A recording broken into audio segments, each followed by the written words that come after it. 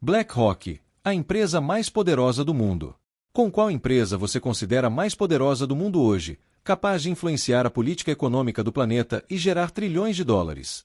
Talvez você tenha respondido Google, Meta, Apple, Amazon ou Tesla, porém existe uma outra empresa capaz de controlar não só essas companhias citadas, como também capaz de moldar um cenário financeiro e de investimento mundial, inclusive auxiliando o governo dos Estados Unidos.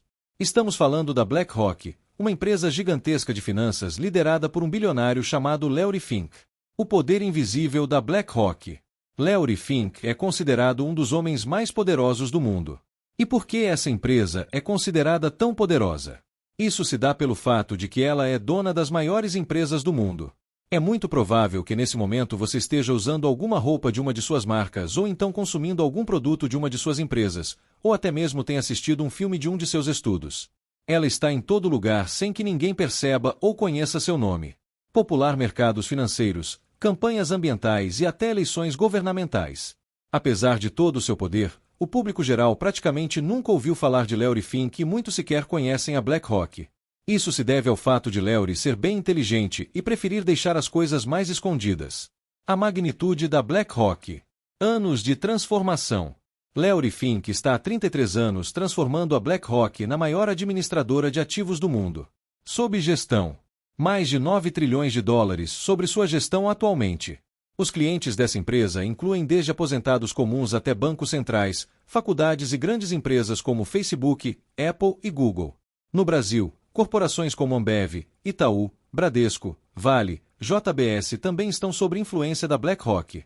No entanto, antes de explicar melhor sobre essa companhia, vamos conhecer seu líder. Larry Fink, o início de uma trajetória. 1952.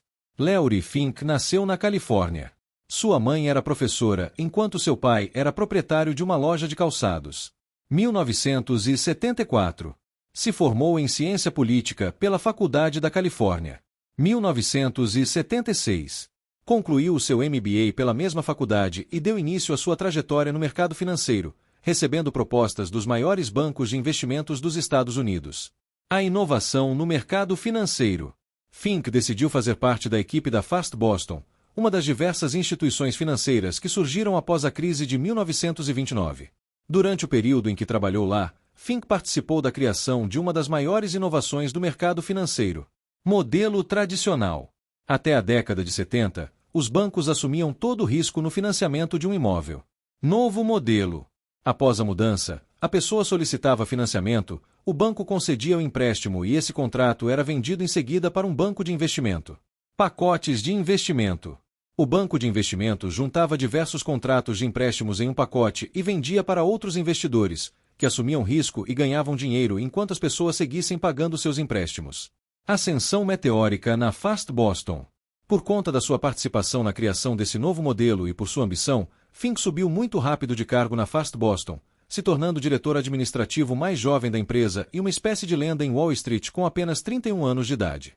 Na época, muitos até pensaram que um dia ele viria dirigir a empresa. Ele ajudou a adicionar cerca de $1 bilhão em ativo na First Boston. Ele queria ser importante, era ambicioso, com opinião forte e era extremamente inteligente. O grande erro de Larry Fink. Porém, mesmo assim, Fink cometeu um dos maiores erros da sua carreira.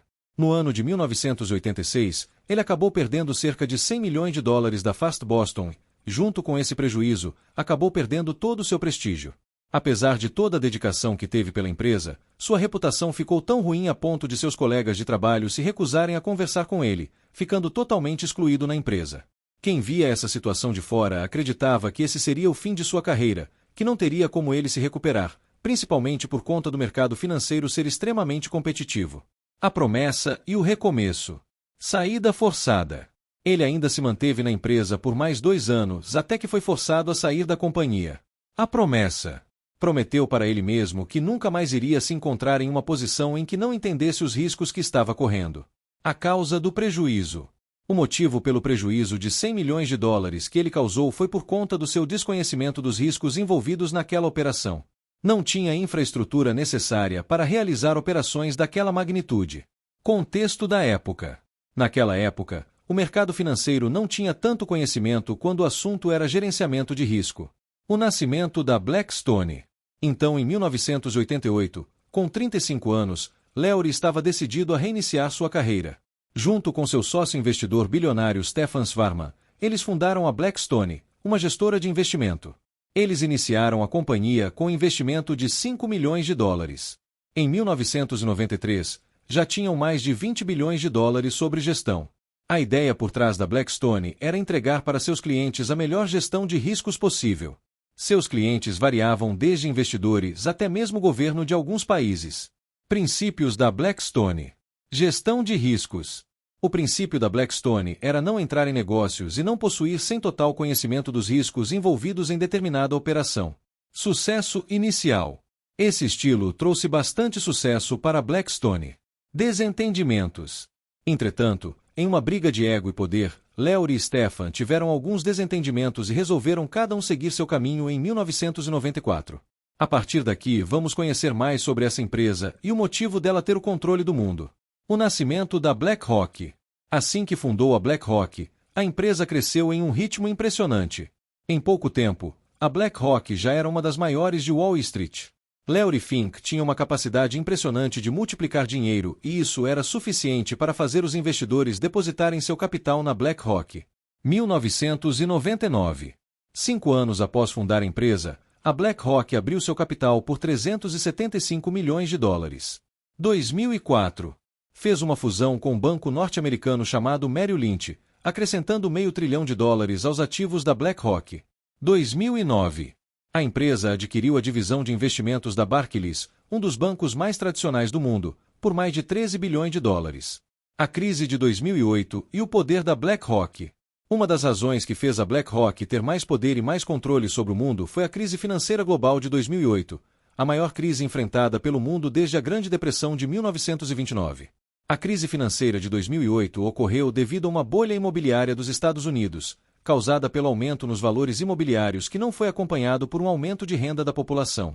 Mas qual foi o motivo da crise? Lembra que no começo do vídeo eu expliquei sobre o modelo novo de empréstimo imobiliário que Lowry ajudou a criar? As raízes da crise de 2008. Empréstimos sem critério. Teoricamente, os bancos só faziam empréstimos para clientes considerados bons pagadores, porém não foi isso que aconteceu. Qualquer pessoa conseguia financiamento imobiliário sem questionamento dos seus bancos. Mistura de riscos.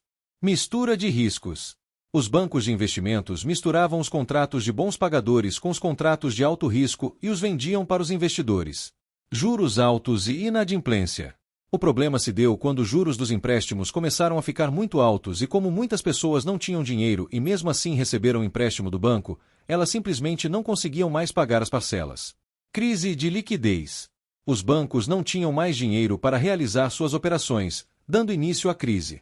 A BlackRock salva o sistema financeiro. Um dos efeitos da crise foi a falência do banco Lehman Brothers, um dos bancos americanos mais tradicionais. Nesse momento, a falência desse banco foi catastrófica, pois poderia ocorrer um efeito dominó levando à falência todo o sistema financeiro americano e global, pois todos os bancos compram e vendem dívidas entre si. O Fed, o Sistema de Reserva Federal americano, foi obrigado a intervir para salvar os próprios bancos que causaram essa crise. Porém, o Fed não conseguiria resolver isso sozinho e quem vocês acham que eles chamaram para ajudar e gerenciar essa crise? Isso mesmo, a BlackRock. Pois quem seria a melhor pessoa para ajudar a conter uma crise gerada por um novo modelo de empréstimo? Exatamente a pessoa que ajudou a criar esse modelo. A relação com o governo americano. Conexões poderosas. Larry Fink, durante toda a sua carreira, teve uma ótima relação com o governo americano. Muitos oficiais do governo foram seus colegas durante da faculdade e muitos dos seus funcionários já haviam trabalhado no Fed. Contratos confidenciais. A relação profunda entre a BlackRock e o governo dos Estados Unidos ocorre desde a sua fundação. Uma grande quantidade de contratos governamentais foi entregue à BlackRock, totalizando mais de 200 milhões de dólares. Esses contratos permaneceram confidenciais por vários meses e muitos deles permanecem desconhecidos pelo público até uns dias de hoje. Liquidação de dívidas. A BlackRock desempenhou um papel crucial na liquidação de dívidas de centenas de bilhões de dólares de diversos bancos dos Estados Unidos.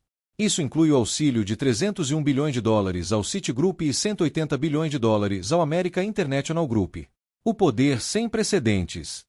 Um aspecto curioso nessa história é que além da submissão do Fed aos comandos de Larry Fink e seus analistas, a BlackRock estava disposta a assumir esses contratos governamentais mesmo sem receber um centavo pelo seu trabalho. Larry estava mais poderoso do que nunca. Ele deixou de ser motivo de chacota para se tornar o elo entre Wall Street e Washington. Ele sempre quis ser importante e agora era muito mais importante do que um dia sonhou. A BlackRock se tornou quase um governo paralelo das finanças.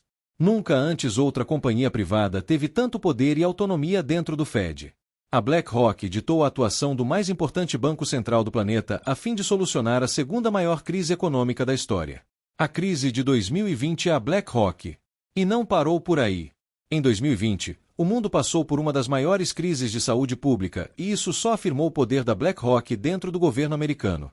A Bolsa de Valores teve uma queda brusca no mercado de mais de 30%, porém os bancos centrais interviram o mais rápido possível.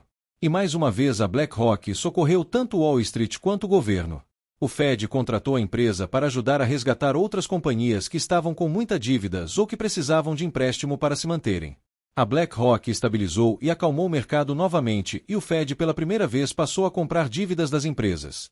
No entanto, esse pesadelo vivido em 2020 se estendeu por mais 2 anos e durante todo esse tempo a BlackRock esteve lá aconselhando e guiando as decisões do principal banco central existente em um dos momentos mais delicados que o mundo passou recentemente. Isso só comprovou que de fato a BlackRock é poderosa. A influência no ESG. Questões ambientais. Entre 2018 e 2019 surgiram algumas polêmicas envolvendo a empresa e diversas pessoas fizeram uma petição contra a BlackRock por estar entre os principais acionistas de empresas produtoras de petróleo. De acordo com Larry, a BlackRock está se esforçando para investir mais em questões ambientais. Questões sociais. A Disney foi outra empresa que passou a estar mais engajada em causas sociais, fazendo algumas alterações em seus filmes e personagens nesse mesmo período. Governança. Larry de forma direta escreveu uma carta dizendo às empresas que elas precisavam contribuir para a sociedade para receber o apoio da BlackRock, pois segundo ele companhias públicas e privadas deveriam servir um propósito social e não visarem exclusivamente o lucro. O sistema Aladdin, o supercomputador da BlackRock. Outro ponto que faz a BlackRock ser uma empresa tão poderosa e que se diferencia das outras é a sua plataforma de software. Larry Fink, por conta do trauma de perder os $100 milhões lá no começo da carreira, investiu fortemente em tecnologias para minimizar os riscos das operações. Computadores. O Aladdin é uma rede de 5.000 computadores que a BlackRock usa para monitorar milhões de negociações. Monitoramento. Analisa as carteiras de seus clientes 24 horas por dia para realizar análise de risco. Sob gestão. Em 2020, o Aladdin administrava mais de $21 trilhões, um pouco mais que o PIB americano no ano de 2020.